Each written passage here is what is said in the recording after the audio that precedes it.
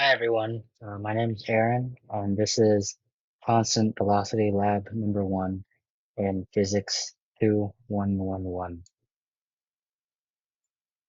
So this lab is going to cover the constant velocity, and we're going to go over the fundamental laws / equations of physics. We're going to look at the tracker video of an experimental real-life cart moving along a path. Look at some calculations for that, and then have a Python analysis of the simulated experiment that we're eventually going to compare to the real life with a graph, see how real physics is in real life. Then after that, we have some further analysis and some more questions that we can ponder about. These are the fundamental laws / equations of physics. You got Newton's second law, force equals mass times delta V or delta T, change of velocity or change of time. You got a position update formula where final position is equal to the initial position plus average velocity times the change of time. And you have the velocity update. Velocity equals initial velocity plus net force times change of time. It could also be simplified to final velocity equals initial velocity. Here's the tracker video of the cart moving along the path.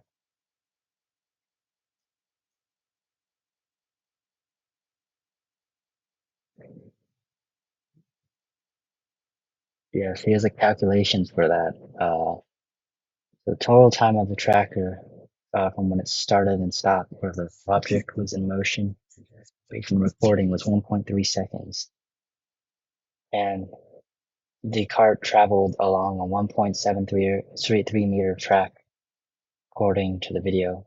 And the average velocity, which is final position minus initial position over change of time, was 1.33 meters per second.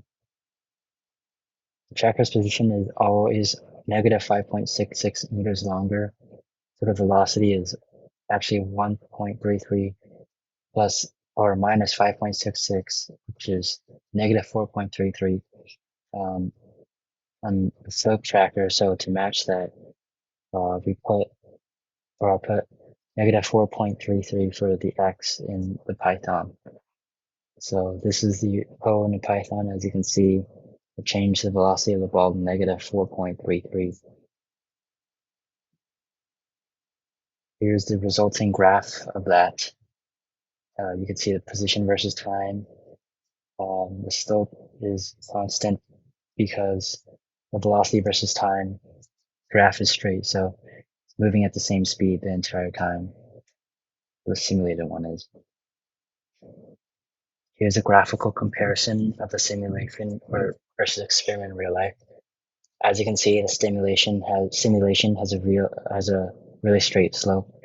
Experiment has a little bit more change in there. You can see some of the blues coming off. But overall, they line up pretty well.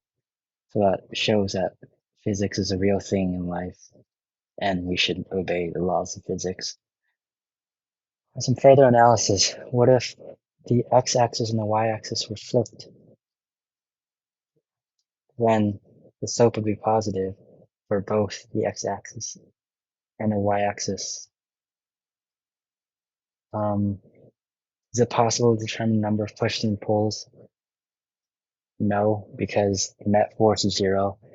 There's an infinite number of directional forces acting on the object, so as long as they balance out, net force is always going to be equal to 0.